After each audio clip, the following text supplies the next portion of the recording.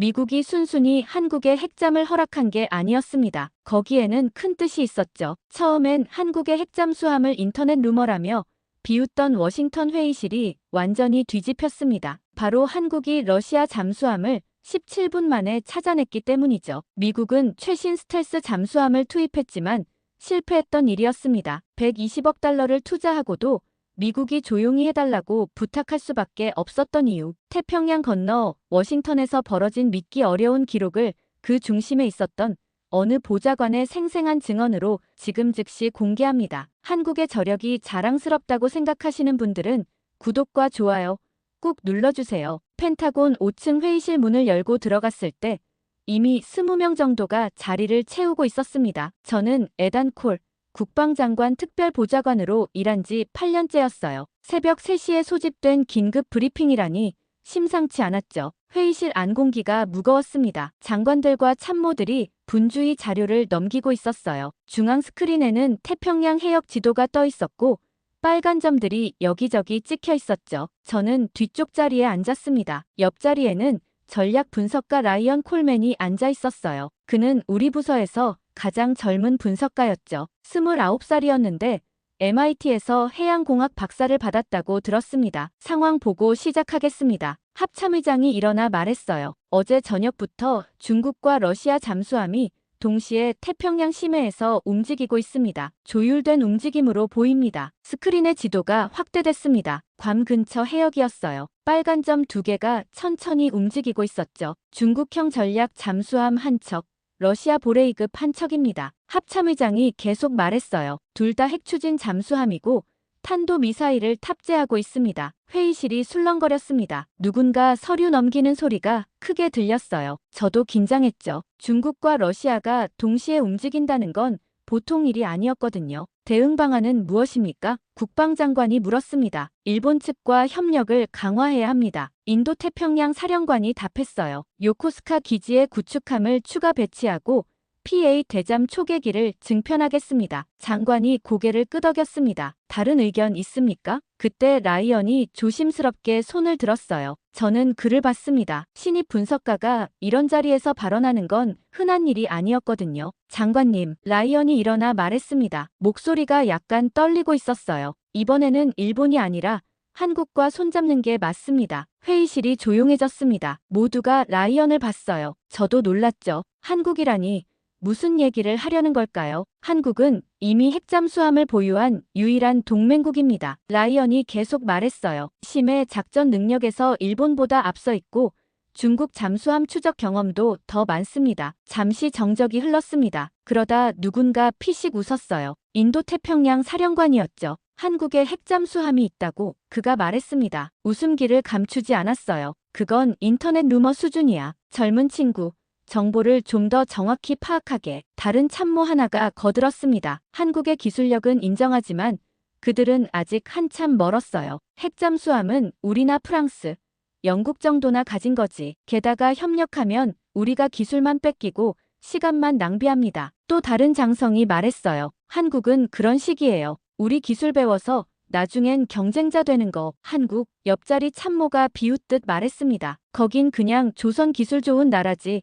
해양 전략은 없어. 잠수함 만드는 것과 운용하는 건 차원이 다르다고. 이 친구, 아직 정치 감각이 없군. 누군가 낮은 목소리로 중얼거렸습니다. 회의실 분위기가 싸늘해졌어요. 라이언은 더 이상 말하지 않았습니다. 조용히 자리에 앉더니 노트북을 닫았죠. 저는 그의 옆모습을 봤습니다. 얼굴이 굳어 있었어요. 하지만 눈빛은 달랐습니다. 분노도 아니고 굴욕도 아니었어요. 오히려 확신에 찬 눈빛이었죠. 마치 자신은 진실을 알고 있는데 다른 사람들이 모르고 있다는 그런 표정이었습니다. 회의는 계속됐습니다. 일본과의 협력 방안이 구체적으로 논의됐어요. 요코스카 기지 증강, PA 초계기 배치, 이지스함 순환 배치, 모든 게 일본 중심이었죠. 한국은 한 번도 언급되지 않았습니다. 회의가 끝나고 사람들이 하나둘 나갔습니다. 저는 자리에서 일어나려다 라이언을 봤어요. 그는 여전히 앉아 있었습니다. 노트북 화면을 들여다보고 있었죠. 괜찮아? 제가 물었습니다. 라이언이 고개를 들었어요. 네, 괜찮습니다. 그가 답했죠. 목소리는 평온했습니다. 저는 의자를 당겨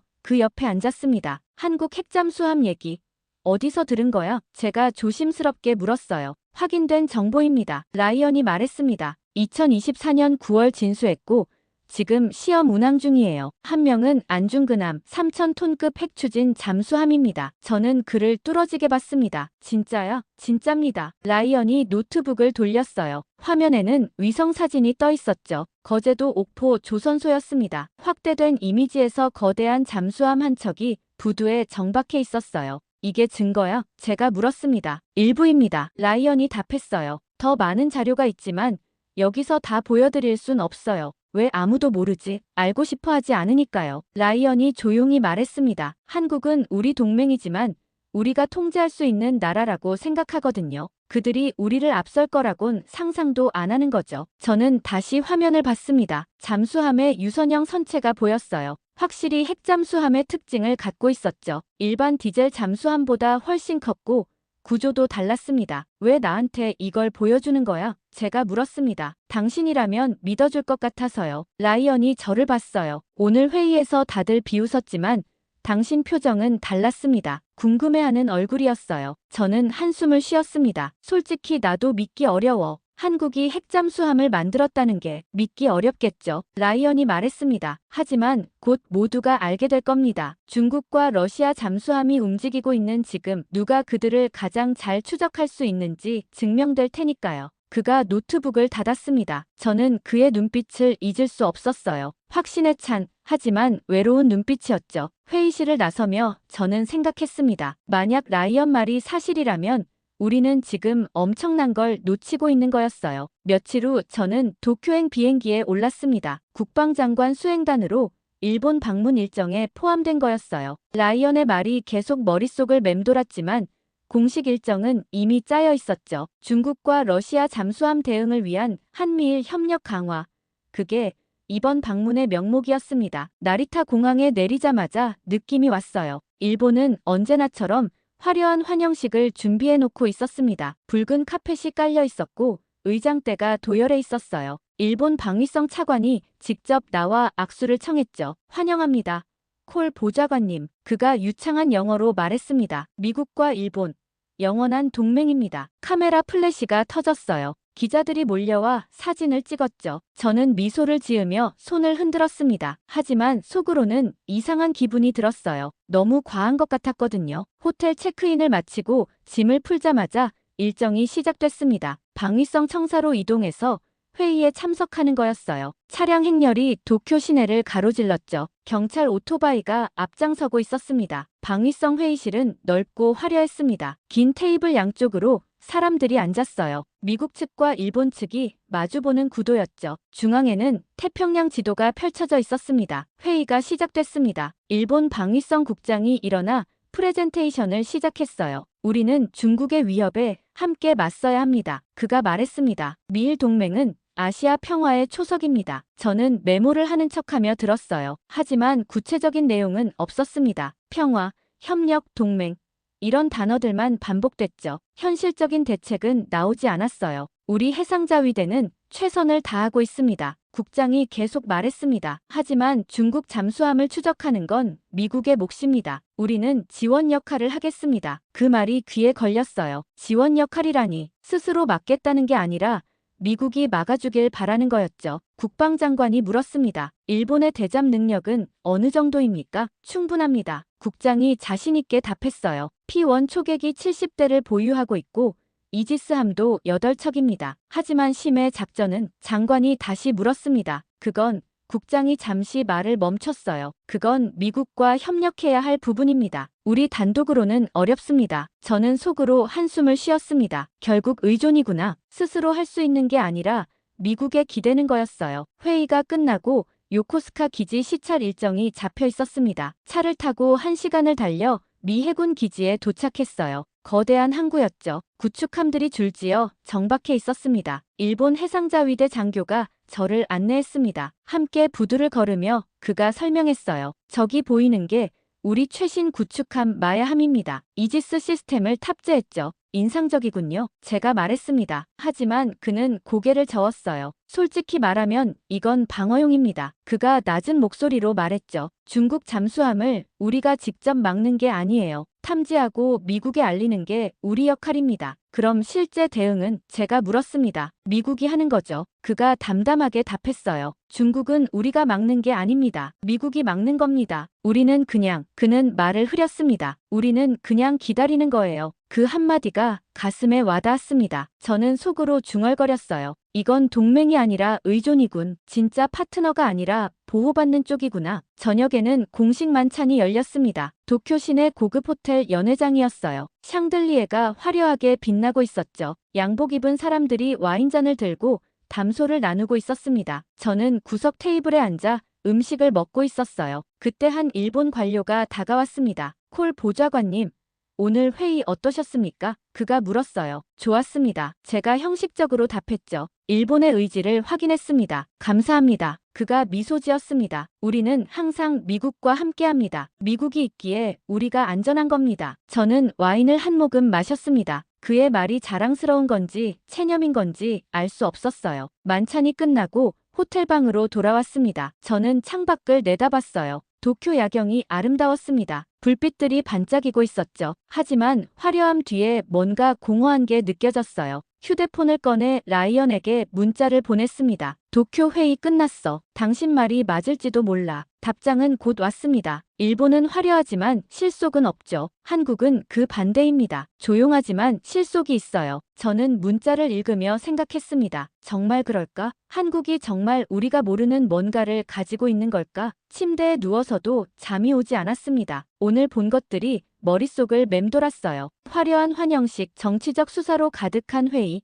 의존을 당연하게 여기는 장교, 모든 게 껍데기처럼 느껴졌죠. 라이언이 회의실에서 한국을 언급했을 때 모두가 비웃었습니다. 한국은 조선 기술만 좋은 나라라고 했죠. 해양 전략은 없다고 했어요. 하지만 정말 그럴까? 우리가 틀린 건 아닐까? 새벽 2시쯤 되어서야 잠이 들었습니다. 꿈속에서 저는 거대한 잠수함을 보고 있었어요. 하지만 그게 어느 나라 것인지는 알 수 없었습니다. 다음 날 아침 워싱턴으로 돌아가는 비행기를 탔습니다. 이륙하는 순간 창밖으로 도쿄가 멀어졌어요. 저는 속으로 다짐했습니다. 돌아가면 라이언을 다시 만나야겠다고. 그가 가진 정보를 제대로 들어봐야겠다고. 화려한 환영식보다 중요한 건 진실이었으니까요. 워싱턴으로 돌아온 다음 날 라이언을 만났습니다. 국무부 청사 근처 조용한 카페였어요. 그는 이미 와서 기다리고 있었죠. 노트북을 펼쳐놓고 뭔가를 보고 있었습니다. 도쿄는 어땠어요? 라이언이 물었습니다. 화려했어. 제가 답했죠. 하지만 속은 비어있더군. 당신 말이 맞았어. 라이언이 고개를 끄덕였습니다. 일본은 항상 그래요. 형식은 완벽한데 실속이 없죠.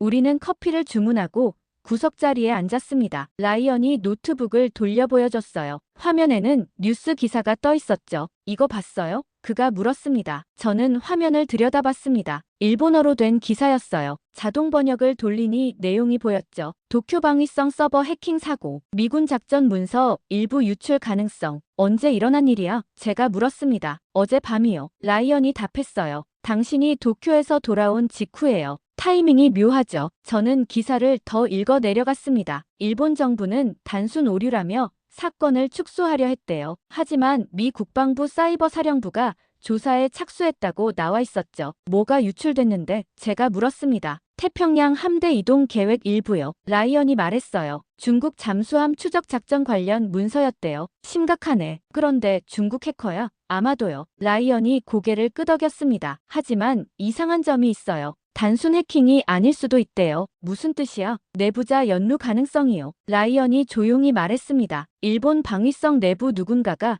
협조했을 수 있다는 거예요. 저는 숨이 막히는 것 같았습니다. 내부자라니. 동맹국 내부에 중국에 협조하는 사람이 있다는 얘기잖아요. 확실해? 제가 물었습니다. 확실하진 않아요. 라이언이 답했죠. 하지만 미 사이버 사령부가 그렇게 판단하고 있대요. 접속 기록을 분석해보니 외부 침투만으로는 설명이 안 된다고. 우리는 잠시 침묵했습니다. 카페 안에서 커피 머신 소리가 들렸어요. 사람들은 평화롭게 커피를 마시고 있었지만 우리가 나누는 대화는 전혀 평화롭지 않았죠. 국방부는 알아? 제가 물었습니다. 아직 공식 보고는 안 올라갔어요. 라이언이 말했어요. 일본 측이 사건을 덮으려고 하거든요. 외교 문제가 될까봐. 하지만 곧 터질 겁니다. 저는 커피를 한 모금 마셨습니다. 쓴맛이 강하게 느껴졌어요. 도쿄에서 본 화려한 환영식이 떠올랐죠. 그 뒤에 이런 일이 벌어지고 있었다니. 이게 무슨 의미인지 알아요? 라이언이 물었습니다. 일본을 믿을 수 없다는 거죠. 제가 답했어요. 우리가 공유한 정보가 중국으로 넘어갈 수 있다는 거고. 정확해요. 라이언이 고개를 끄덕였습니다. 그래서 전 한국을 다시 봐야 한다고 말하는 거예요. 최소한 한국에선 이런 일이 없었어요. 정말 확실해. 저는 회의적이었습니다. 한국도 완벽하진 않을 텐데. 완벽하진 않죠. 라이언이 인정했어요. 하지만 적어도 중국의 정보를 넘기진 않아요. 한국은 북한 때문에라도 정보 보안이 철저하거든요. 저는 창밖을 봤습니다. 워싱턴 거리에 사람들이 오가고 있었어요. 평범한 일상이었죠. 하지만 우리가 다루는 문제는 평범하지 않았습니다. 내가 뭘 해야 하지? 제가 물었습니다. 장관님께 보고하세요. 라이언이 말했어요. 일본에만 의존하면 안 된다고. 한국과의 협력을 진지하게 고려해야 한다고. 비웃을걸? 그럼 이 자료를 보여드리세요. 라이언이 USB 하나를 꺼냈습니다. 한국 핵잠수함 관련 정보가 다 들어있어요. 위성사진, 기술 분석, 운용 계획, 모든 증거가 있어요. 저는 USB를 받아들었습니다. 작고 가벼웠지만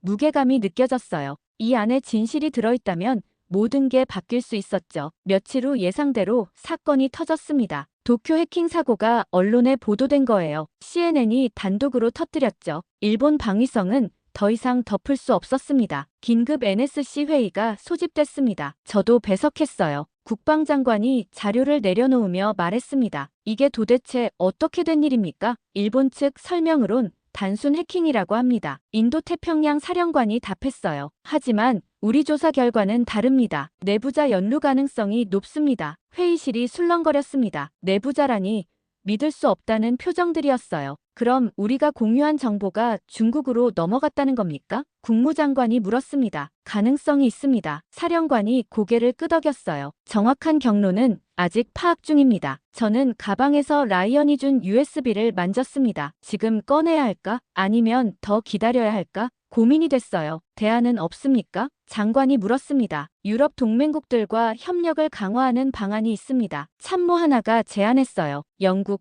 프랑스와 태평양 작전을 논의할 수 있습니다. 저는 손을 들었습니다. 장관님, 뭔가? 장관이 저를 봤어요. 한국을 고려해야 합니다. 제가 말했습니다. 회의실이 조용해졌어요. 또 한국 얘기야? 누군가 중얼거렸습니다. 저는 계속 말했습니다. 한국은 정보 보안이 철저합니다. 그리고 중국 잠수함 추적 능력도 검증됐습니다. 근거가 있나? 장관이 물었어요. 저는 USB를 꺼내 들었습니다. 여기 있습니다. 회의가 끝나고 복도에서 라이언을 만났습니다. 했어요. 제가 말했죠. USB 내밀었어요. 반응은요? 아직 몰라. 하지만 적어도 들었어. 라이언이 미소 지었습니다. 그걸로 충분해요. 씨앗은 뿌려진 거예요. 창밖으로 해가 지고 있었습니다. 도쿄의 화려함은 금이 가기 시작했고 우리는 새로운 가능성을 보기 시작했어요. 일주일 후 국가안보회의가 열렸습니다. 백악관 상황실이었어요. 긴 테이블 양쪽으로 장관들과 참모들이 앉아 있었죠. 저는 맨 뒤 배석 자리에 앉았습니다. 라이언도 제 옆에 있었어요. 오늘 의제는 아시아 핵심 협력국 재선정입니다. 국가안보보좌관이 회의를 시작했어요. 도쿄 해킹 사건 이후 우리는 전략을 재검토해야 합니다. 스크린에 지도가 떠올랐습니다. 아시아 태평양 지역이었어요. 일본, 한국, 필리핀, 호주가 표시돼 있었죠. 국무장관이 먼저 입을 열었습니다. 일본과의 관계는 70년 역사입니다. 그가 말했어요. 일시적 문제로 동맹을 흔들어선 안 됩니다. 보안 시스템을 강화하면 됩니다. 하지만 내부자 문제는 어떻게 합니까? 국방장관이 물었습니다. 그건 일본 측이 해결할 문제입니다. 국무장관이 답했죠. 우리가 간섭할 사안이 아닙니다. 그럼 또 정보가 새나가도 괜찮다는 겁니까? 장관이 목소리를 높였어요. 유럽과 협력을 강화해야 합니다. 백악관 외교라인 참모가 끼어들었습니다. 영국, 프랑스 해군력을 태평양으로 끌어들이는 거죠. 거리가 너무 멉니다. 인도태평양 사령관이 반박했어요. 유럽 함대가 올 때까지 기다리면 중국 잠수함은 이미 작전을 마친 뒤입니다. 회의실이 시끄러워졌습니다. 각자 자기 주장만 펼치고 있었어요. 외교 라인은 일본을, 산업 라인은 유럽을, 군부는 호주를 밀고 있었죠. 그 누구도 한국을 언급하지 않았습니다. 저는 라이언을 봤습니다. 그가 고개를 끄덕였어요. 지금이야. 그런 눈빛이었죠. 저는 손을 들었습니다. 보좌관님, 국가안보보좌관이 저를 봤어요. 콜 보좌관, 의견 있나? 네. 저는 일어났습니다. 한국을 고려해야 합니다. 회의실이 조용해졌습니다. 모두가 저를 봤어요. 또 한국이야? 누군가 속삭였습니다. 저는 계속 말했습니다. 한국은 이미 핵잠수함을 보유했습니다. 그리고 지금 심해 탐지 위성망을 구축하고 있어요. 이건 단순한 추격이 아니라 선도 수준입니다. 회의실이 폭발했습니다. 그건 과장된 보고야. 국무장관이 말했어요. 한국 핵잠수함은 아직 소문 단계에 불과해. 증거가 있습니다. 제가 USB를 들어올렸어요. 위성 사진과 기술 분석 자료입니다. 설령 사실이라 해도 인도태평양 사령관이 말했습니다. 한국은 우리 기술로 자랐어요. 우리가 조선 기술 가르쳐줬고 무기체계 전수해줬죠. 이젠 우리가 도와줄 이유가 없습니다. 게다가 협력하면 기술 이전만 시키고 끝날 겁니다. 산업라인 참모가 거들었어요. 한국 기업들 보세요. 우리 기술 배워서 지금 경쟁자 됐잖아요. 반도체, 조선, 자동차 다 그랬어요. 한마디로 도움이 안 되는 파트너라는 겁니다. 국무장관이 정리하듯 말했어요. 우리가 베풀기만 하고 얻는 건 없어요. 저는 주먹을 쥐었습니다. 분노가 치밀어 올랐지만 참았어요. 감정적으로 대응하면 안 됐거든요. 그건 편견입니다. 제가 차분하게 말했습니다. 한국은 더 이상 우리한테 배우는 나라가 아니에요. 이미 독자 기술을 확보했습니다. 젊은 친구, 현실을 몰라. 국무장관이 비웃듯 말했어요. 한국이 뭘 할 수 있겠어. 조선 기술 좋다고 잠수함 전략까지 세울 수 있나? 저는 라이언을 봤습니다. 그가 작은 목소리로 말했어요. 자료를 보여드리세요. 저는 노트북을 열었습니다. 화면을 프로젝터에 연결했어요. 스크린에 위성 사진이 떠올랐죠. 이게 뭔가? 보좌관이 물었습니다. 거제도 옥포 조선소입니다. 제가 설명했어요. 2024년 9월 촬영된 사진이고요. 저기 보이는 게 한국 핵잠수함 안중근함입니다. 사진을 확대했습니다. 거대한 잠수함이 부두에 정박해 있었어요. 유선형 선체, 핵추진 원자로 특유의 구조, 모든 게 명확했죠. 이게 진짜야? 국방장관이 놀라서 물었습니다. 진짜입니다. 제가 답했어요. 3,000톤급 핵추진 잠수함이고 지금 시험 운항 중입니다. 화면이 바뀌었습니다. 다른 자료가 나타났어요. 그리고 이게 심해 탐지 위성망입니다. 제가 계속 설명했죠. 한국이 독자 개발한 시스템이에요. 수심 2000m까지 잠수함 움직임을 탐지할 수 있습니다. 회의실이 조용해졌습니다. 아무도 말이 없었어요. 다들 스크린을 뚫어지게 보고 있었죠. 언제부터였지? 보좌관이 물었습니다. 최소 5년 전부터 개발했을 겁니다. 제가 답했어요. 우리가 몰랐을 뿐이죠. 왜 우리한테 알리지 않았어? 국무장관이 물었습니다. 아마 우리가 막으려 했을 테니까요. 제가 솔직하게 답했습니다.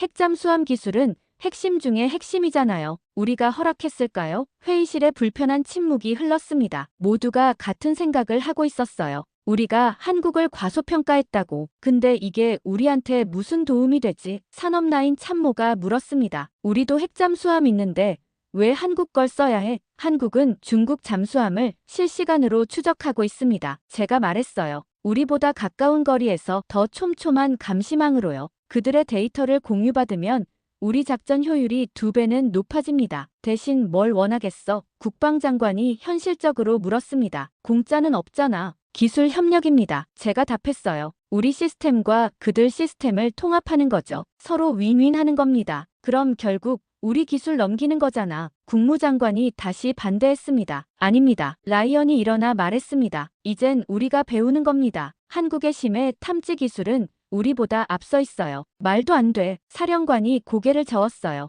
미국이 세계 최강인데 한국한테 배워 자존심이 현실을 가립니까? 제가 단호하게 말했습니다. 도쿄에서 정보가 샜어요. 일본은 우리를 보호해 줄 수 없습니다. 유럽은 너무 멀어요. 지금 당장 필요한 건 한국입니다. 회의실이 다시 조용해졌습니다. 국가안보보좌관이 팔짱을 끼고 생각에 잠겼어요. 한참 후 그가 입을 열었습니다. 검토하겠습니다. 그가 말했어요. 하지만 확약은 못해요. 정치적으로 민감한 사안이니까. 회의가 끝났습니다. 사람들이 하나둘 나갔어요. 저와 라이언만 남았죠. 잘했어요. 라이언이 말했습니다. 적어도 씨앗은 뿌렸어요. 저는 고개를 끄덕였습니다. 하지만 마음은 무거웠어요. 편견의 벽이 생각보다 높았거든요. 회의가 끝난 지 사흘이 지났습니다. 저는 사무실에서 보고서를 정리하고 있었어요. 한국 자료를 추가로 수집하고 있었죠. 그런데 그날 오후 라이언이 급하게 달려왔습니다. 에단, 그가 숨을 헐떡이며 말했어요. 큰일 났어요. 무슨 일이야? 제가 물었습니다. 러시아 잠수함이 사라졌어요. 라이언이 노트북을 펼쳤습니다. 동해에서요. 저는 의자에서 벌떡 일어났습니다. 사라졌다니. 언제? 오늘 새벽이요. 라이언이 화면을 보여줬어요.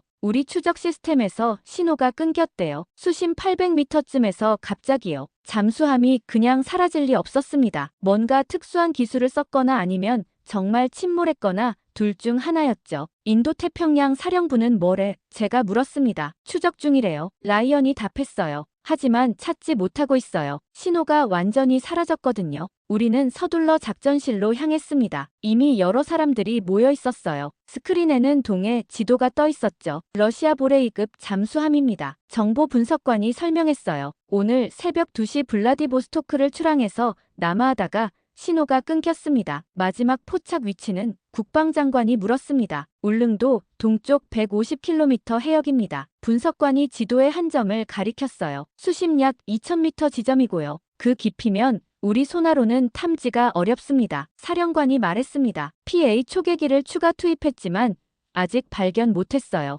일본 측은 장관이 물었습니다. 협조 중입니다. 하지만 그쪽도 찾지 못하고 있어요. 저는 라이언을 봤습니다. 그가 작은 목소리로 속삭였어요. 한국한테 물어봐야 해요. 뭐라고? 한국심의 감시망이요. 라이언이 말했습니다. 아마 그쪽은 알고 있을 거예요. 저는 고민했습니다. 지금 한국을 언급하면 또 비웃음을 살 게 뻔했어요. 하지만 다른 방법도 없었죠. 저는 손을 들었습니다. 장관님, 뭔가. 장관이 저를 봤어요. 한국 측에 문의해보는 게 어떻습니까? 제가 조심스럽게 말했습니다. 그쪽 감시망이 뭔가 포착했을 수도 있어요. 한국 사령관이 고개를 가로저었습니다. 그쪽은 우리보다 장비가 떨어져요. 우리가 못 찾는 걸 한국이 찾겠어요? 시도는 해봐야죠. 제가 말했습니다. 잃을 것도 없잖아요. 장관이 잠시 생각하더니 고개를 끄덕였습니다. 좋아, 연락해봐. 하지만 기대는 하지마. 저는 즉시 한국 국방부에 연락을 취했습니다. 암호화 채널로 메시지를 보냈어요.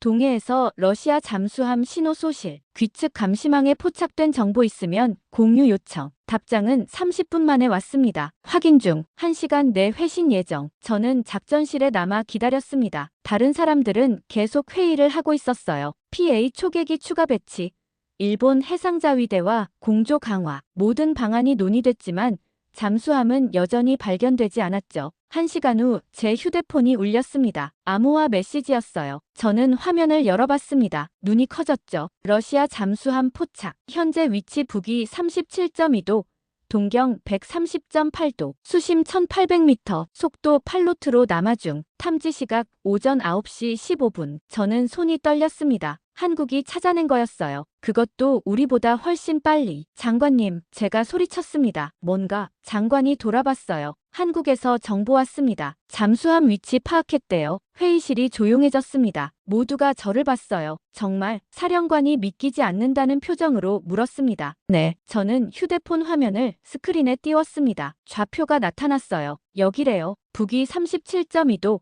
동경 130.8도. 분석관이 재빨리 좌표를 지도에 입력했습니다. 빨간 점 하나가 찍혔어요. 울릉도 남동쪽이었죠. 확인해봐. 장관이 지시했습니다. P8을 그 좌표로 보내. 30분 후 초계기에서 보고가 들어왔습니다. 목표물 확인. 러시아 보레이급 잠수함 맞습니다. 한국 정보가 정확했어요. 회의실이 술렁거렸습니다. 어떻게 한국이 우리보다 먼저 찾았지? 누군가 중얼거렸습니다. 심해 감시 위성망입니다. 라이언이 말했어요. 제가 말씀드렸잖아요. 한국은 실시간으로 심해를 모니터링하고 있다고. 사령관이 미간을 찌푸렸습니다. 그게 가능해? 가능한 것 같습니다. 제가 말했죠. 증거가 여기 있잖아요. 장관이 팔짱을 끼고 생각에 잠겼습니다. 한참 후 그가 입을 열었어요. 한국에 감사 메시지 보내. 그리고 추가 정보 공유를 요청해. 저는 즉시 메시지를 보냈습니다. 정보 감사. 추가 협력 가능한지 문의. 답장은 빨랐습니다. 협력 가능. 단.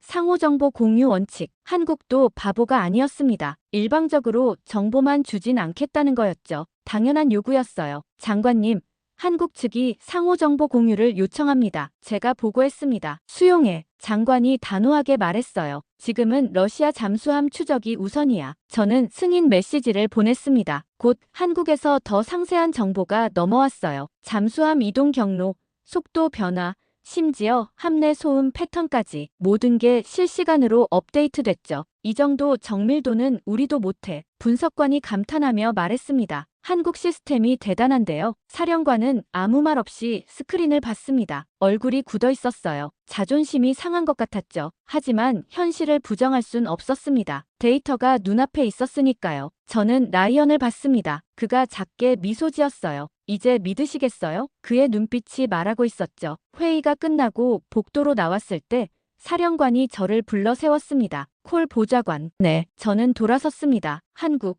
제대로 봐야겠어. 그가 무거운 목소리로 말했어요. 내가 틀렸나 봐. 저는 고개를 끄덕였습니다. 아직 늦지 않았습니다. 사령관이 한숨을 쉬며 걸어갔습니다. 저는 창밖을 봤어요. 워싱턴 하늘이 맑았습니다. 뭔가 변하기 시작하는 느낌이었어요. 라이언이 다가왔습니다. 이제 시작이에요. 그가 말했죠. 이젠 우리가 배우는 거예요. 저는 그의 말에 고개를 끄덕였습니다. 가르치러 갔다가 배우고 오는 거라니. 묘한 기분이었죠. 그날 저녁 저는 사무실에 혼자 남아 있었습니다. 책상 위에는 한국에서 넘어온 자료들이 쌓여 있었어요. 러시아 잠수함 추적 데이터, 심해 감시 시스템 개요, 기술 사양서, 모든 게 정교하고 체계적이었죠. 문이 열리며 라이언이 들어왔습니다. 아직도 이래요? 그가 물었습니다. 응. 저는 자료를 내려놓았어요. 생각 좀 정리하려고. 라이언이 제 맞은편 의자에 앉았습니다. 오늘 회의 분위기 봤죠? 그가 말했어요. 사령관 표정 말이에요. 봤어. 저는 고개를 끄덕였습니다. 자존심 상한 것 같던데. 당연하죠. 라이언이 말했습니다. 평생 미국이 최고라고 믿었을 텐데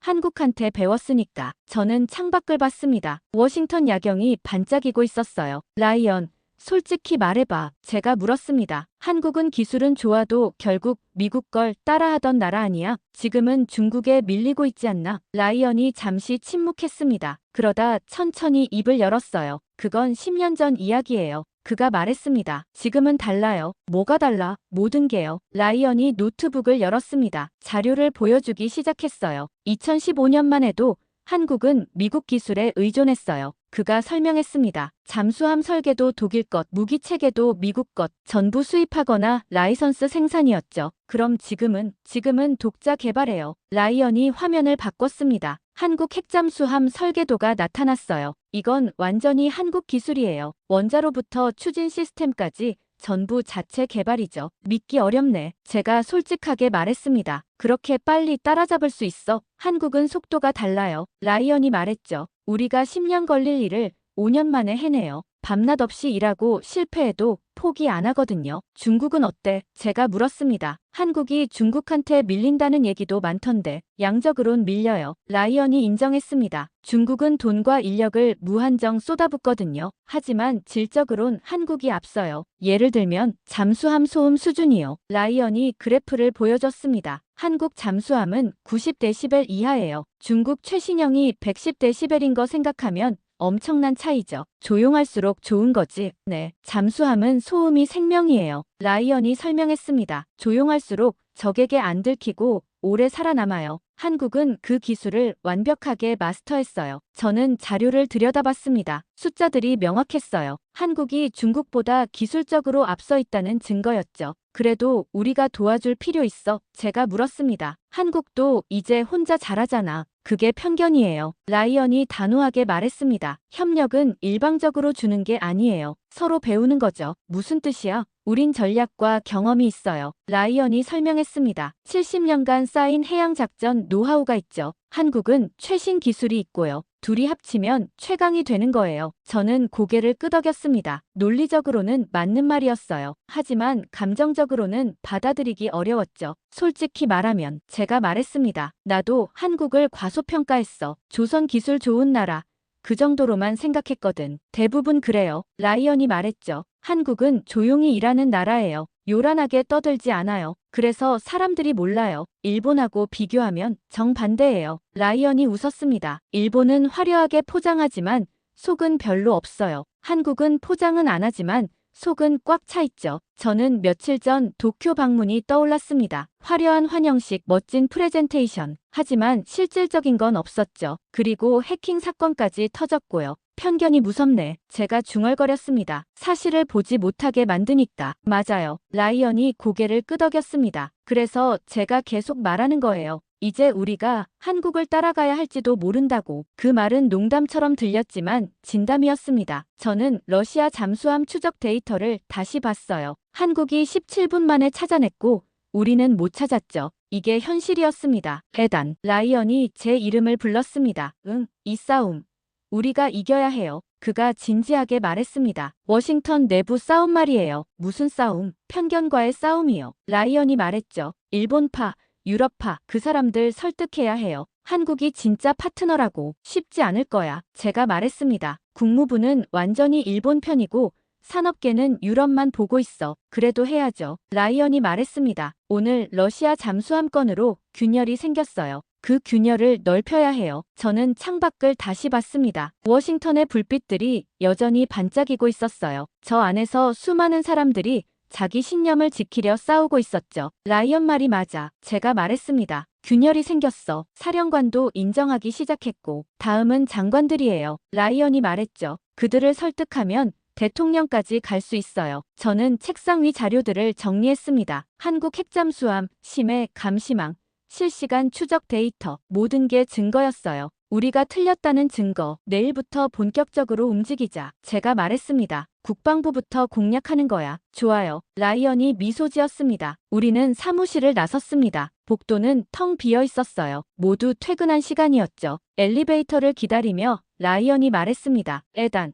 이거 알아요? 뭔데? 편견의 반대말이 뭔지. 뭔데? 경험이요. 라이언이 답했습니다. 사람들이 직접 경험하면 편견이 깨져요. 오늘 우리가 그걸 보여준 거고요. 저는 고개를 끄덕였습니다. 그의 말이 맞았어요. 러시아 잠수함 추적은 단순한 정보 공유가 아니었습니다. 한국의 실력을 증명한 결정적 경험이었죠. 엘리베이터 문이 열렸습니다. 우리는 안으로 들어갔어요. 내려가는 동안 저는 생각했습니다. 이제 시작이구나. 편견과의 전쟁이. 하지만 이길 수 있을 것 같았습니다. 증거가 있었으니까요. 일주일 후 저는 인천공항에 내렸습니다. 국방장관의 지시로 한국 현장 시찰이 결정된 거였어요. 직접 확인하라는 거였죠. 한국 핵잠수함이 정말 존재하는지, 심해 감시망이 어떻게 작동하는지. 공항을 빠져나오자 한국 국방부 직원이 기다리고 있었습니다. 콜 보좌관님이십니까? 젊은 남자가 영어로 물었어요. 네, 맞습니다. 저는 외교부 미주국 김민준입니다. 그가 명함을 건넸습니다. 부산으로 바로 가시겠습니까? 네, 그러죠. 우리는 김포공항으로 이동해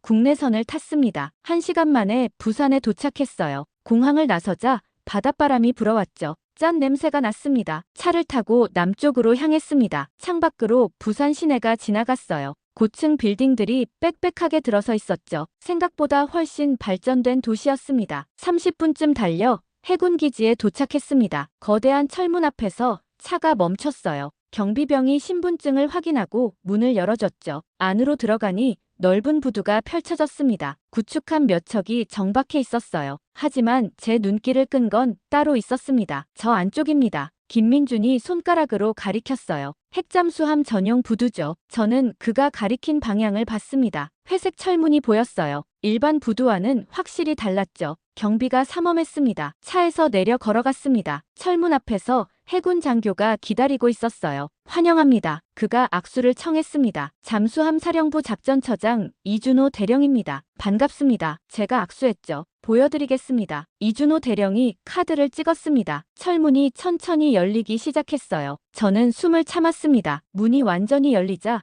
제 눈이 커졌습니다. 거대한 잠수함 한 척이 부두에 정박해 있었어요. 검은색 선체가 햇빛에 반짝이고 있었죠. 유선형이었고 함교가 날렵했습니다. KSSN 안중근함입니다. 이준호 대령이 말했어요. 대한민국 최초의 핵추진 잠수함이죠. 저는 말을 잃었습니다. 라이언이 보여줬던 위성사진으로만 봤을 때와는 차원이 달랐어요. 실물은 압도적이었습니다. 규모가 엄청났죠. 배수량 3,000톤급입니다. 대령이 설명했습니다. 길이 83m.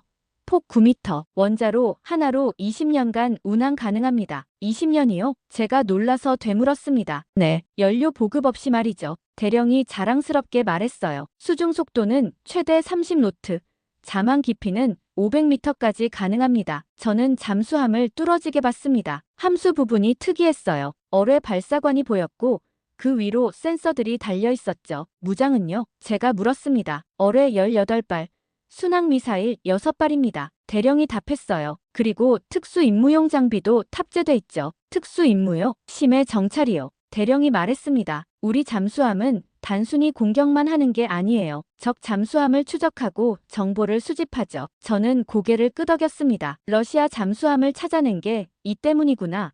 이해가 됐어요. 승선해 보시겠습니까? 대령이 물었습니다. 가능합니까? 물론입니다. 우리는 잠수함으로 다가갔습니다. 승선용 사다리가 놓여 있었어요. 올라가서 함교 해치를 통해 안으로 들어갔죠. 내부는 생각보다 넓었습니다. 복도가 길게 이어져 있었어요. 양쪽으로 방들이 있었죠. 이쪽이 작전실입니다. 대령이 한 방으로 안내했습니다. 문을 열고 들어가니 컴퓨터 화면들이 빽빽하게 늘어서 있었어요. 여기서 모든 걸 통제합니다. 대령이 설명했습니다. 항해, 무장, 통신, 센서, 전부 여기서 관리하죠. 저는 화면들을 봤습니다. 각종 데이터가 실시간으로 업데이트되고 있었어요. 해도, 수심, 온도, 염도, 모든 정보가 표시돼 있었죠. 이게 전부 한국 기술입니까? 제가 물었습니다. 네. 대령이 단호하게 답했어요. 설계부터 제작까지 모두 우리 손으로 했습니다. 외국 기술은요? 초기 설계 참고는 했죠. 대령이 인정했습니다. 하지만 핵심은 전부 독자 개발이에요.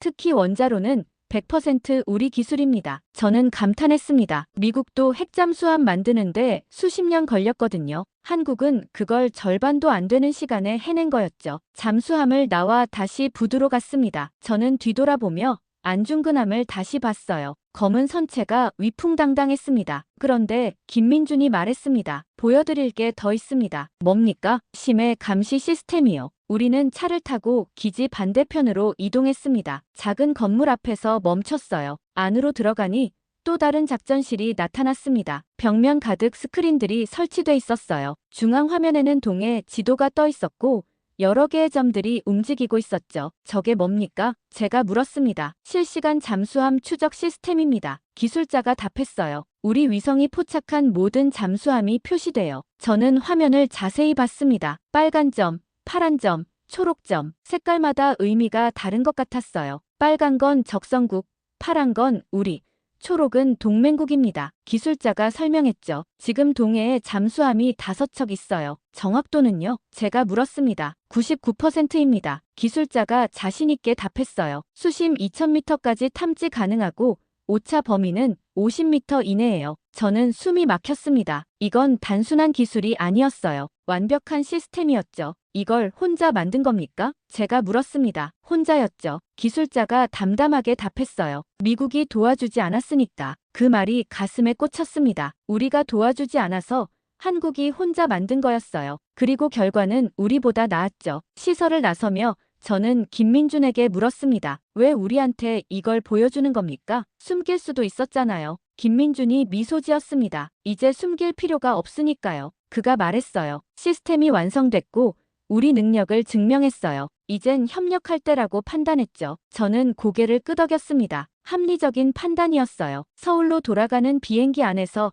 저는 창밖을 봤습니다. 부산이 멀어지고 있었어요. 오늘 본 것들이 머릿속을 맴돌았죠. 핵잠수함, 심해 감시망, 그리고 한국의 자신감. 휴대폰을 꺼내 라이언에게 메시지를 보냈습니다. 당신 말이 전부 맞았어. 이제 워싱턴을 설득해야 해. 워싱턴으로 돌아온 저는 즉시 보고서를 작성했습니다. 부산에서 본 모든 것을 상세히 적었어요. 핵잠수함 안중근함의 재원, 심해 감시 시스템의 정확도, 한국 기술자들의 자신감, 모든 게 증거였죠. 보고서를 국방장관에게 제출했습니다. 이틀 후 긴급 브리핑이 소집됐어요. 펜타곤 회의실이었죠. 장관들과 참모들이 모여 있었습니다. 콜 보좌관, 보고해보게. 장관이 말했습니다. 저는 일어나 앞으로 나갔습니다. 프로젝터를 켰어요. 부산에서 찍어온 사진들이 스크린에 떠올랐죠. 한국 핵잠수함을 직접 확인했습니다. 제가 말했습니다. KSSN 안중근함.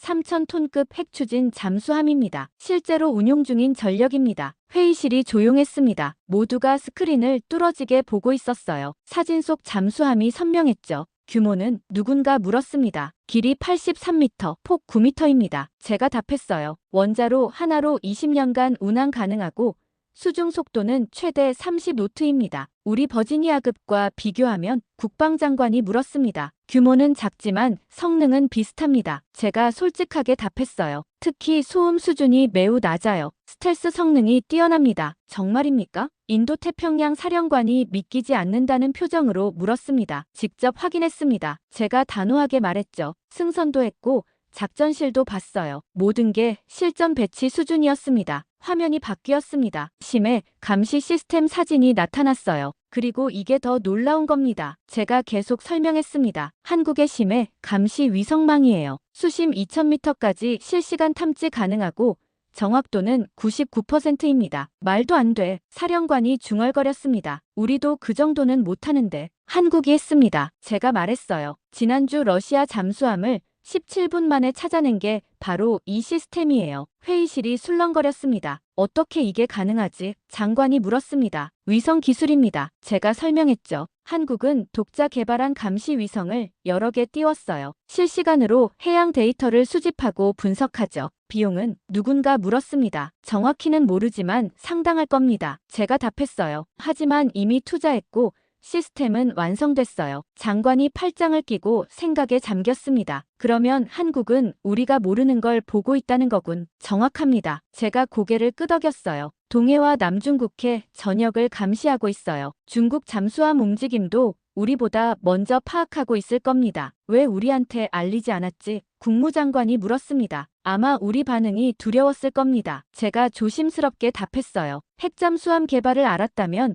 우리가 막으려 했을 테니까요. 그 말에 회의실이 조용해졌습니다. 모두가 불편한 진실을 마주한 표정이었어요. 그럼 우리가 뭘 놓친 거야? 장관이 물었습니다. 많이 놓쳤습니다. 제가 솔직하게 답했어요. 한국을 과소평가했어요. 조선 기술만 좋은 나라라고 생각했죠. 하지만 그들은 이미 우리 수준에 도달했습니다. 어떤 면에서는 앞서 있고요. 사령관이 미간을 찌푸렸습니다. 인정하기 싫지만 데이터가 그렇다는 거군. 네, 제가 고개를 끄덕였습니다. 러시아 잠수함 추적이 증명했어요. 한국 시스템이 우리보다 빠르고 정확하다는 걸요. 그럼 이제 어떻게 하지? 장관이 물었습니다. 협력해야 합니다. 제가 말했어요. 한국의 기술과 우리의 경험을 결합하는 거죠. 서로 윈윈할 수 있어요. 기술 유출은 산업라인 참모가 걱정스럽게 물었습니다. 이미 늦었어요. 제가 답했죠. 한국은 독자 개발에 성공했어요. 우리가 안 줘도 그들은 갖고 있어요. 오히려 지금 협력 안 하면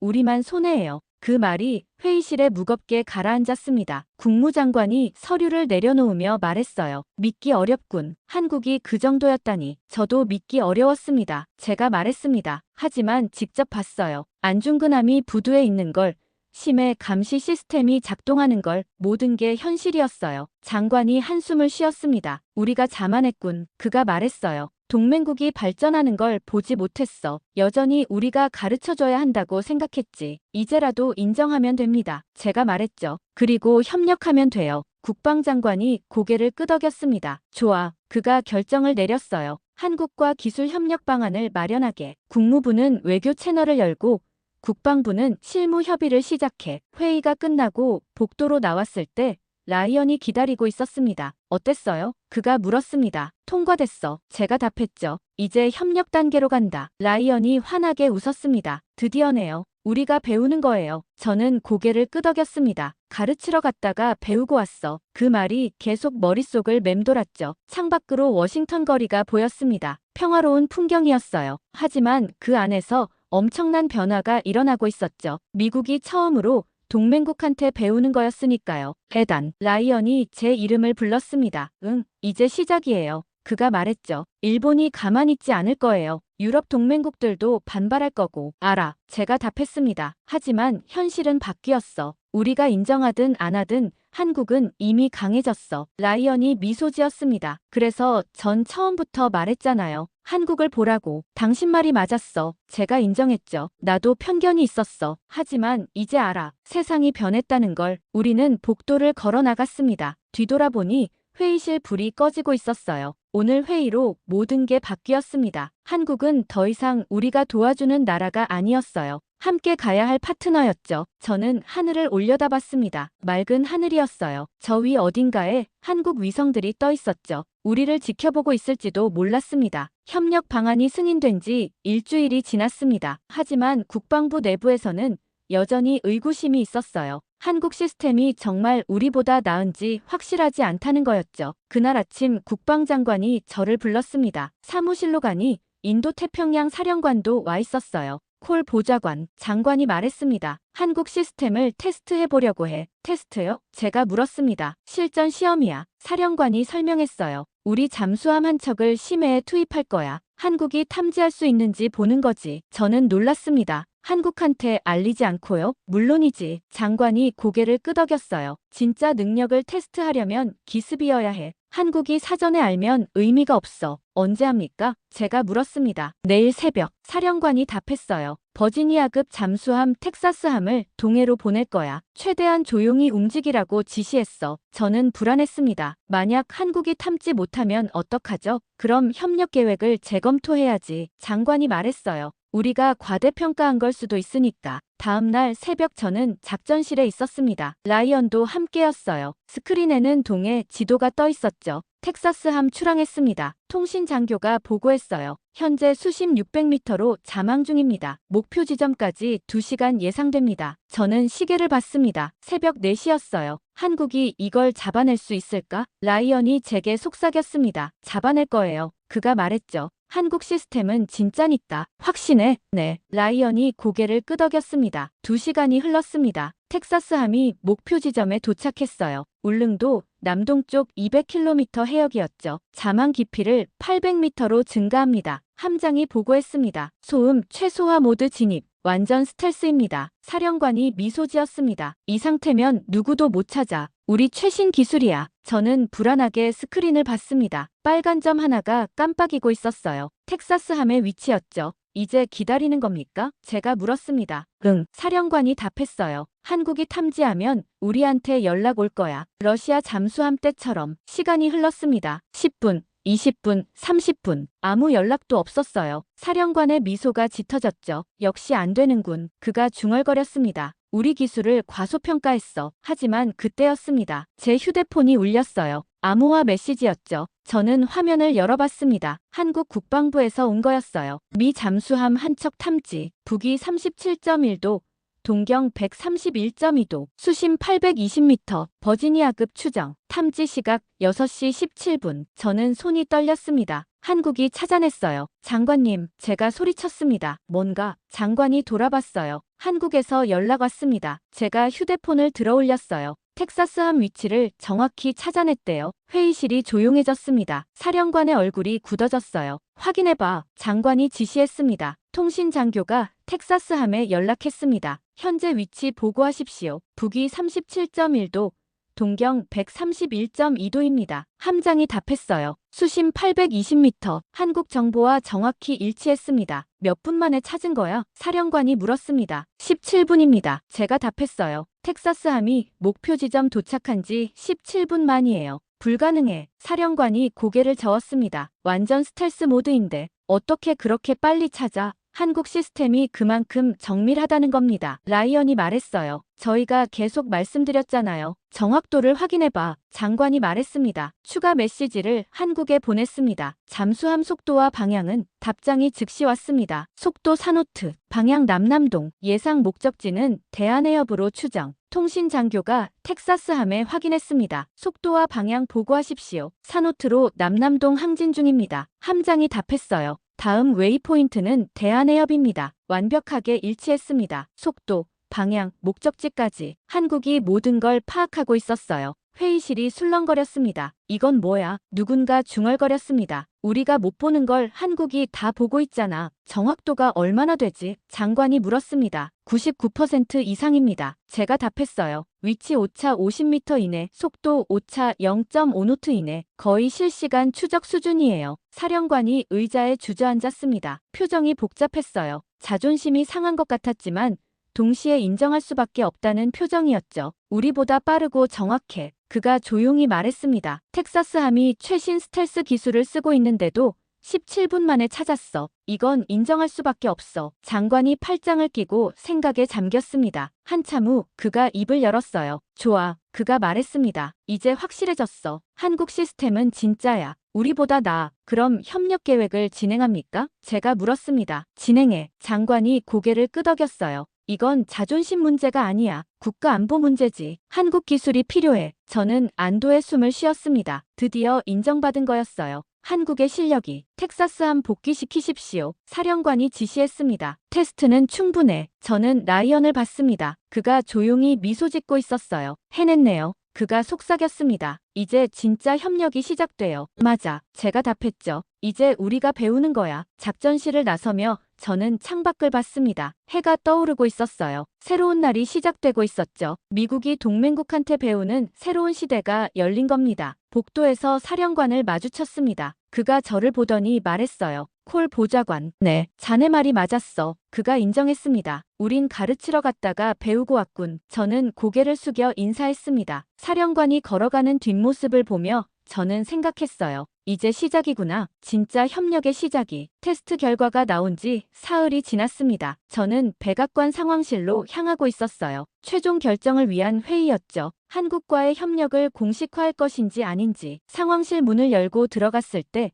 이미 많은 사람들이 앉아 있었습니다. 국방장관, 국무장관, NSC 보좌관, 그리고 각 부처 참모들 모두가 긴장한 표정이었어요. 라이언도 뒤쪽에 앉아 있었죠. 대통령이 들어오며 회의가 시작됐습니다. 자리에 앉으세요. 대통령이 말했어요. 오늘은 한국 협력권을 최종 결정하겠습니다. 국방장관, 먼저 보고해 주시오. 장관이 일어났습니다. 각하, 테스트 결과는 명확했습니다. 그가 말했어요. 한국의 심해 감시 시스템은 우리보다 빠르고 정확합니다. 17분 만에 우리 잠수함을 탐지했고 정확도는 99%였습니다. 대통령이 고개를 끄덕였습니다. 그럼 협력이 필요하다는 건가? 필요합니다. 장관이 단호하게 답했어요. 중국과 러시아 잠수함을 추적하려면 한국 시스템이 필수입니다. 하지만 국무장관이 끼어들었습니다. 각하, 신중해야 합니다. 그가 말했죠. 일본과의 관계를 고려해야 해요. 일본이 우리 핵심 동맹인데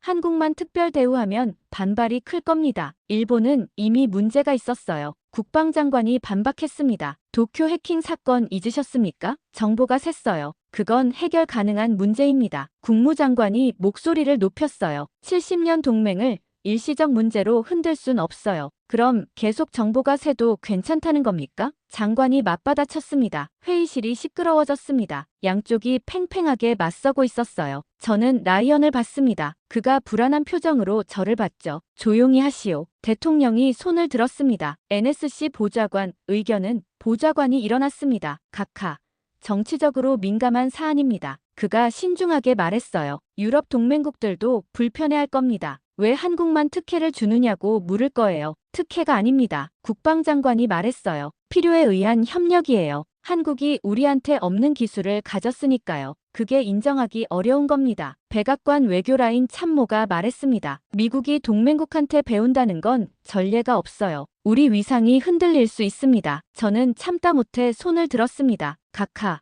한 말씀 드려도 되겠습니까? 대통령이 저를 봤어요. 콜 보좌관, 말해보시오. 저는 일어났습니다. 심호흡을 하고 입을 열었죠. 각하, 현실을 직시해야 합니다. 제가 말했어요. 한국은 이미 우리를 따라잡았어요. 어떤 면에서는 앞섰고요. 이건 인정하기 싫어도 사실입니다. 증거가 있나? 대통령이 물었습니다. 텍사스함 테스트입니다. 제가 답했어요. 우리 최신 잠수함을 17분 만에 찾아냈어요. 우리 시스템으로는 불가능한 일이죠. 그리고 러시아 잠수함도 우리보다 먼저 탐지했고요. 그래도 정치적 부담이. 보좌관이 말하려 했지만 제가 끊었습니다. 정치보다 안보가 우선 아닙니까? 제가 단호하게 말했어요. 중국 잠수함이 우리 해역에서 자유롭게 돌아다니는데 정치적 체면 때문에 한국 기술을 안 쓴다. 그게 국익에 도움이 됩니까? 회의실이 조용해졌습니다. 콜 보좌관 말이 일리 있어. 국방장관이 거들었습니다. 우린 자존심 싸움이 아니라 생존 싸움을 하는 거예요. 하지만 일본이 반발하면. 국무장관이 다시 말했습니다. 일본도 설득하면 됩니다. 제가 말했어요. 한국 시스템을 3국이 공유하는 방안을 제안하는 거죠. 일본도 혜택을 받게요. 그럼 기술 유출은 산업라인 참모가 물었습니다. 이미 늦었습니다. 제가 답했죠. 한국은 독자 개발했어요.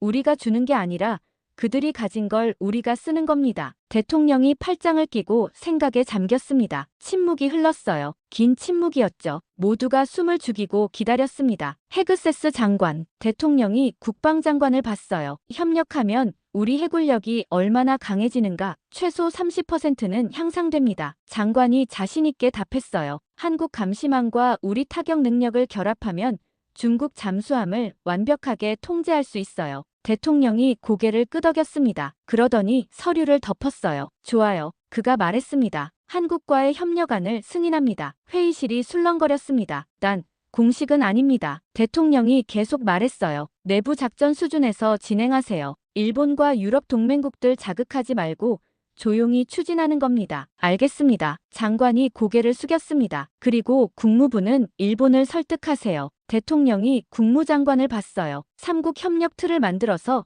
일본도 포함시키는 겁니다. 국무장관이 마지못해 고개를 끄덕였습니다. 알겠습니다. 회의가 끝났습니다. 사람들이 하나둘 나갔어요. 저는 자리에 남아있었죠. 라이언이 다가왔습니다. 해냈어요. 그가 작은 목소리로 말했습니다. 우리가 해낸 거예요. 저는 고개를 끄덕였습니다. 하지만 마음이 복잡했어요. 승인은 받았지만 공식은 아니었거든요. 여전히 조심스러운 거였죠. 복도로 나오는데 국방장관이 저를 불러 세웠습니다. 콜 보좌관, 네, 장관님, 잘했네. 그가 말했습니다. 자네 말이 결정적이었어. 저는 고개를 숙였습니다. 그냥 사실을 말씀드렸을 뿐입니다. 장관이 제 어깨에 손을 얹었습니다. 앞으로 한국 협력 프로젝트를 자네가 맡아. 그가 말했어요. 직접 챙기게. 알겠습니다. 제가 답했죠. 건물을 나서며 저는 하늘을 올려다봤습니다. 별이 반짝이고 있었어요. 저 위 어딘가에 한국 위성들이 떠 있었죠. 이제 우리와 함께 일하게 될 위성들이었습니다. 라이언이 옆에서 말했습니다. 에단, 이거 알아요? 뭔데? 우리가 역사를 바꿨어요. 그가 말했죠. 미국이 처음으로 동맹국한테 배우기로 한 거예요. 저는 미소 지었습니다. 배우는 게 부끄러운 게 아니야. 늦게라도 배우는 게 중요한 거지. 우리는 주차장으로 걸어갔습니다. 워싱턴의 밤이 고요했어요. 하지만 그 고요함 속에서 엄청난 변화가 시작되고 있었죠. 협력 승인이 난 지 이틀 후였습니다. 저는 사무실에서 한국 측과 실무 협의 자료를 준비하고 있었어요. 그런데 급히 전화가 걸려왔죠. 국무부 동아시아 담당이었습니다. 에단, 큰일 났어. 목소리가 다급했어요. 뭔데? 제가 물었습니다. 일본이 움직였어. 그가 말했죠. 도쿄 언론에 기사가 났어. 미국이 한국과 비밀 군사 협력을 추진한다고. 저는 책상에서 벌떡 일어났습니다. 뭐라고? 누가 흘린 거야? 모르겠어. 그가 답했어요. 하지만 일본 정부가 공식 항의를 준비 중이래. 총리실에서 대통령한테 직접 전화할 거라고. 저는 한숨을 쉬었습니다. 예상했던 일이 터진 거였어요. 일본이 가만히 있을 리 없었죠. 그날 오후 긴급 NSC 회의가 소집됐습니다. 백악관 상황실이었어요. 장관들이 모두 어두운 표정이었죠. 일본 총리가 전화했습니다. 국무장관이 보고했어요. 한미일 동맹을 무시하느냐며 강하게 항의했어요. 우리가 일본을 배제하고 한국하고만 협력한다고 불만을 표시했습니다. 설명은 했나? 대통령이 물었습니다. 했습니다. 국무장관이 답했어요. 기술적 필요에 의한 협력이라고 설명했죠. 하지만 일본은 받아들이지 않았습니다. 정치적 배신이라고 했어요. 회의실이 무거웠습니다. 이래서 내가 신중하자고 했잖아. 국무장관이 불만스럽게 말했습니다. 일본을 자극하면 이렇게 돼요. 그런데 그때 국방부 통신장교가 급하게 들어왔습니다. 긴급 상황입니다. 그가 보고했어요. 일본 초계기 한 대가 부산 인근 해역으로 접근하고 있습니다. 국방장관이 놀라서 물었습니다. P1 초계기입니다. 장교가 설명했어요. 한국 영해 경계선 근처까지 왔습니다. 한국 측이 경고방송을 하고 있고요. 일본이 뭘 하려는 거지? 대통령이 물었습니다. 시위입니다. NSC 보좌관이 말했어요. 한국한테 압박을 주려는 거죠. 우리한테 메시지를 보내는 거고요. 한국은 어떻게 대응하나? 장관이 물었습니다. 전투기를 긴급 발진시켰습니다. 장교가 답했어요. F-35 2대가 초계기를 요격 중입니다. 저는 긴장했습니다. 이러다 정말 충돌이 일어날 수도 있었어요. 스크린에 실시간 위치가 떠올랐습니다. 부산 앞바다였어요. 일본 초계기가 빨간 점으로 표시돼 있었고 한국 전투기들이 파란 점으로 보였죠. 거리가 점점 좁혀지고 있었습니다. 한국 전투기가 경고 중입니다. 장교가 계속 보고했어요. 초계기에게 즉시 회항하라고 요구하고 있습니다. 초계기 반응은 무응답입니다. 계속 접근 중이에요. 회의실이 긴장으로 가득 찼습니다. 모두가 스크린을 뚫어지게 보고 있었어요. 한국이 발포하면 어떡하지? 누군가 중얼거렸습니다. 설마 그러진 않겠지. 국무장관이 말했어요. 하지만 경고는 계속됐습니다. 한국 측이 점점 강경해지고 있었어요. 최후 경고 발령됐습니다. 장교가 보고했어요. 초계기가 1분 내 회항하지 않으면 강제 조치를 취하겠다고 통보했습니다. 강제 조치라니? 대통령이 물었습니다. 그때 스크린의 빨간 점이 갑자기 깜빡이기 시작했습니다. 초계기 통신이 끊겼습니다. 장교가 급히 말했어요. 계기판도 꺼진 것 같아요. 기체가 방향을 잃고 있습니다. 뭐가 일어난 거야? 장관이 물었습니다. 전자전입니다. 저는 즉시 알았어요. 한국이 전자전 무기를 썼어요. 일본 초계기를 무력화시킨 겁니다. 격추한 건 아니야? 대통령이 긴장한 목소리로 물었습니다. 아닙니다. 제가 답했어요. 전자기파로 통신과 계기를 교란한 거예요. 발포는 없었습니다. 스크린에서 빨간 점이 천천히 방향을 바꾸기 시작했습니다. 공해상으로 밀려나고 있었어요. 5분 후 초계기 통신이 복구됐습니다. 장교가 보고했어요. 기체는 안전하지만 공해상으로 후퇴했습니다. 한국 전투기들이 에스코트하고 있고요. 회의실이 조용했습니다. 모두가 믿기 어렵다는 표정이었어요. 전투 없이 제압했어. 국방장관이 중얼거렸습니다. 한국이 전자전 능력이 이 정도야? 심해 감시만이 아닙니다. 제가 말했어요. 한국은 전자전 기술도 최고 수준이에요. 이미 북한 무인기들을 여러 번 무력화시킨 경험이 있습니다. 일본 반응은? 대통령이 물었습니다. 항의할 겁니다. 국무장관이 답했어요. 한국이 과잉 대응했다고 할 거예요. 하지만 먼저 도발한 건 일본 아닙니까? 국방장관이 반박했습니다. 한국 영해 근처까지 접근했으니까 방어적 조치였던 거죠. 대통령이 손을 들어 정리했습니다. 양쪽 모두 진정시켜야 해. 그가 말했어요. 국무부는 일본의 자제를 요구하고 국방부는 한국에 연락해서 상황을 파악해. 저는 즉시 한국 국방부에 연락했습니다. 암호화 채널로 메시지를 보냈어요. 초계기 사건 보고 요청. 답장은 빨리 왔습니다. 영공 침범 시도에 대한 정당한 대응. 전자전 시스템으로 비살상 제압. 국제법 준수했음. 일본의 추가 도발 시 더 강경 대응 예정. 저는 메시지를 장관에게 보여줬습니다. 한국이 단호하네. 장관이 말했어요. 물러설 생각이 없어 보여. 당연합니다. 제가 말했죠. 한국은 자국 영해를 지킨 거예요. 잘못한 게 없어요. 회의가 끝나고 복도로 나왔습니다. 라이언이 기다리고 있었어요. 봤어요? 그가 물었습니다. 한국이 얼마나 강한지. 봤어. 제가 답했죠. 전투 없이 제압했어. 그게 바로 새로운 질서예요. 라이언이 말했습니다. 한국은 이제 스스로를 지킬 수 있어요. 누구도 함부로 못해요. 저는 고개를 끄덕였습니다. 부산 앞바다에서 벌어진 5분간의 대치. 그게 모든 걸 말해주고 있었어요. 한국은 더 이상 약한 나라가 아니었습니다. 기술로 무장한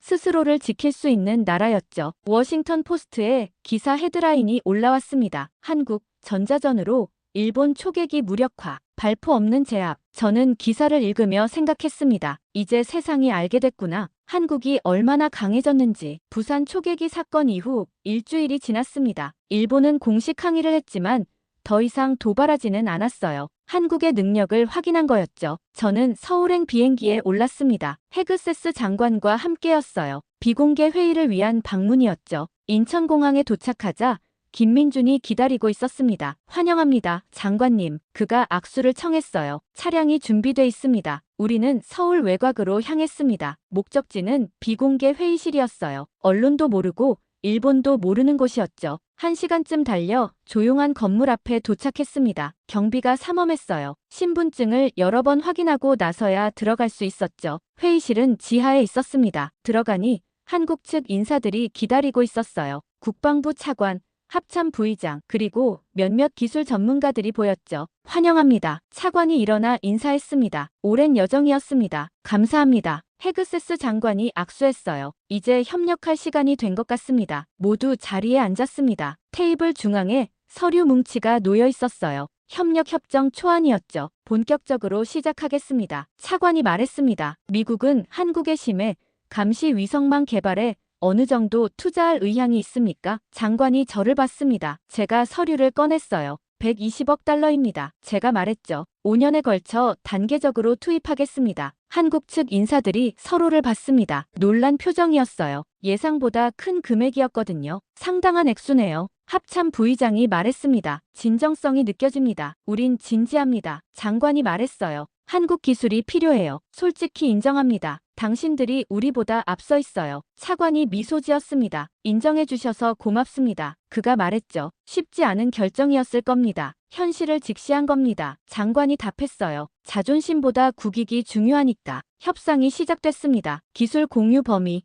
정보 접근 권한, 의사결정 구조, 모든 게 테이블 위에 올랐어요. 한국 측은 명확했습니다. 동등한 파트너십을 원했어요. 일방적으로 기술만 주는 게 아니라 함께 개발하고 함께 운영하는 거였죠. 의사결정은 어떻게 하죠? 장관이 물었습니다. 공동으로 합니다. 차관이 답했어요. 중요한 결정은 양국이 합의해야 해요. 어느 한쪽이 독단적으로 못하는 겁니다. 장관이 잠시 생각했습니다. 그러더니 고개를 끄덕였어요. 좋습니다. 그가 말했죠. 진짜 파트너십이네요. 그게 우리가 원하는 겁니다. 차관이 말했습니다. 한국은 더 이상 미국의 후배가 아니에요. 동료입니다. 회의는 3시간 동안 이어졌습니다. 세부 조항들이 하나하나 합의됐어요. 위성 데이터 공유, 공동연구센터 설립, 기술자, 교류 프로그램, 모든 게 구체화됐죠. 휴식 시간에 저는 복도로 나왔습니다. 창밖으로 서울 외곽 풍경이 보였어요. 조용한 언덕이었죠. 라이언이 제 옆에 왔습니다. 잘 되고 있어요. 그가 말했습니다. 진짜 협력이 시작되는 거예요. 맞아. 제가 답했죠. 근데 복잡한 기분이야. 왜요? 미국이 처음으로 배우는 입장이 됐잖아. 제가 솔직하게 말했습니다. 그게 익숙하지 않아. 라이언이 미소 지었습니다. 익숙해져야 해요. 그가 말했죠. 세상이 변했으니까.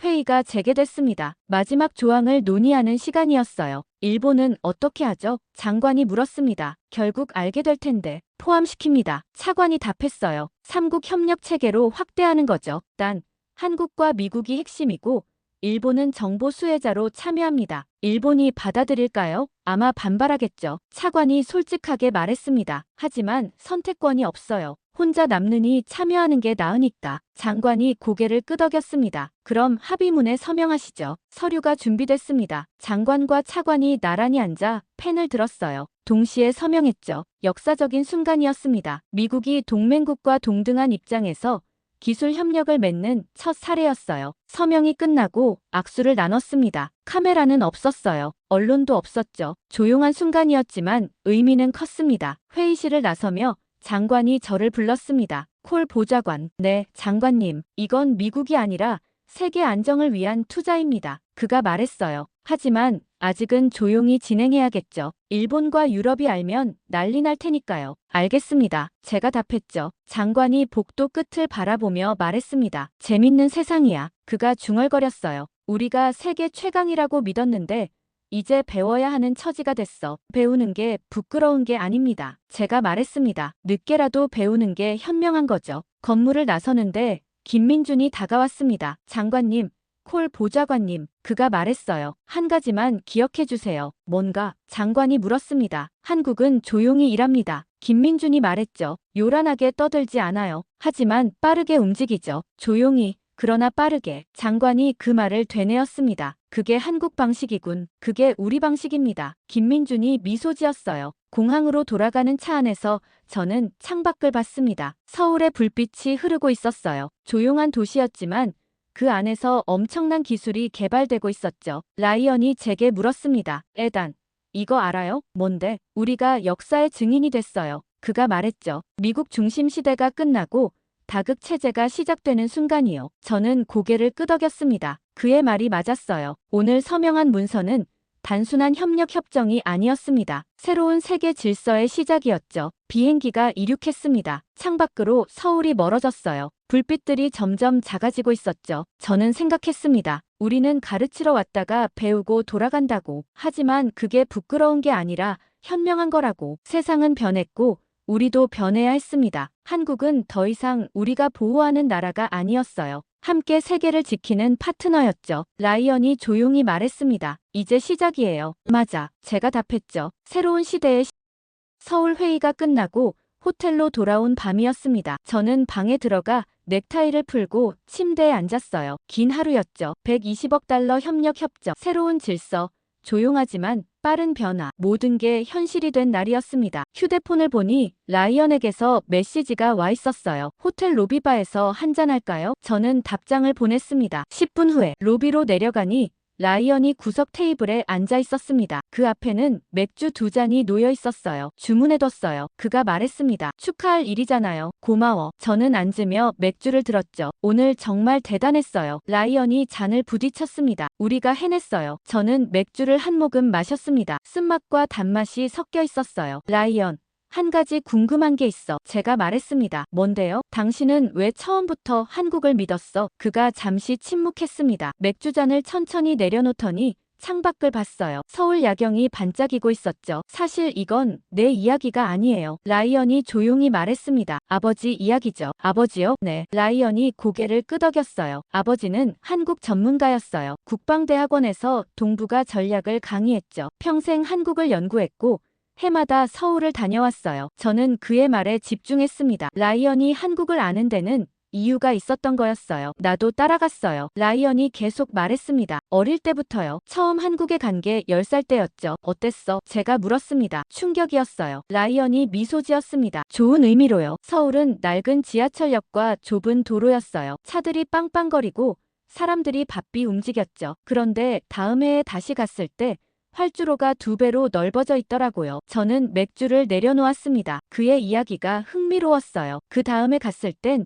공항 청사 유리벽이 완전히 바뀌어 있었어요. 라이언이 말했습니다. 또 그 다음엔 고속철도가 생겨서 공항에서 시내까지 40분도 안 걸렸죠. 매번 달라졌고 매번 빨라졌어요. 놀랍네. 제가 말했습니다. 아버지는 매 방문마다 작은 공책에 기록했어요. 라이언이 말했죠. 지하철 노선 7개, 수출액 증가율 6%, 조선 수주량 세계 1위. 숫자만 늘어난 게 아니었어요. 뭐가 더 있었는데? 제가 물었습니다. 사람들이요. 라이언이 답했습니다. 야간 연구실 불빛, 공장 야간조, 도서관 폐관 시간 밤 11시. 밤이 사라지는 도시였어요. 그게 그대로 성장 속도였죠. 저는 고개를 끄덕였습니다. 한국의 성장 비밀이 숫자가 아니라 사람이었다는 거군요. 아버지는 내게 지도를 펴놓고 말하곤 했어요. 라이런이 계속했습니다. 이곳의 장점은 땅이 아니라 사람이다. 그분은 강의실 칠판에 분단선을 그리며 설명했죠. 압박이 심할수록 체계는 단단해지고 기술은 조용히 깊어진다고요. 압박이 기술을 만든다? 제가 물었습니다. 그런 셈이죠. 라이언이 답했어요. 북한이라는 위협 때문에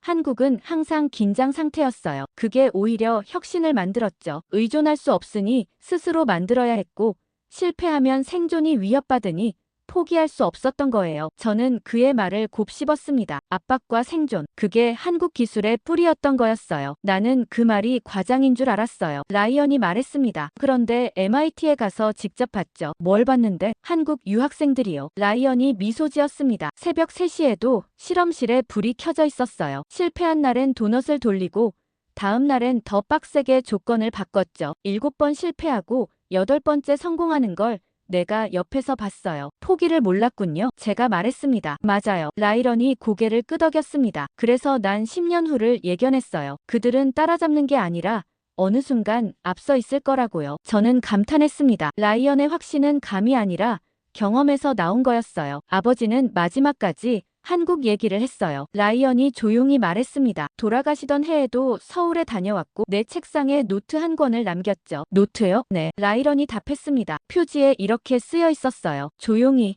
그러나 빠르게. 저는 숨이 멎는 것 같았습니다. 그 문구였어요. 김민준이 회의 끝에 했던 바로 그 말. 그 말이 내 머릿속에서 떠나질 않았어요. 라이언이 말했습니다. 그래서 오늘도 난 한국을 말하는 거예요. 기술 이전이냐 시간이냐를 따지는 사람들 사이에서요. 당신 아버지가 맞았네요. 제가 말했습니다. 우리 체면보다 중요한 건 그들의 결과물이거든요. 라이언이 말했죠. 난 현장에서 그걸 봤고 숫자로 확인했고 사람으로 확신했어요. 저는 한동안 말이 나오지 않았습니다. 그의 이야기는 자랑이 아니라 기록처럼 들렸어요. 그 기록의 끝에는 우리가 모른 척 해온 현실이 있었죠. 그 노트 아직 가지고 있어? 제가 물었습니다. 물론이죠. 라이언이 답했습니다. 항상 가방에 넣고 다녀요. 보여줄 수 있어? 라이언이 가방을 열었습니다. 낡은 노트 한 권을 꺼냈어요. 가죽 표지였고 모서리가 달아 있었죠. 저는 노트를 받아들었습니다. 무게감이 느껴졌어요. 펼쳐보니 빼곡한 글씨가 보였습니다. 1995년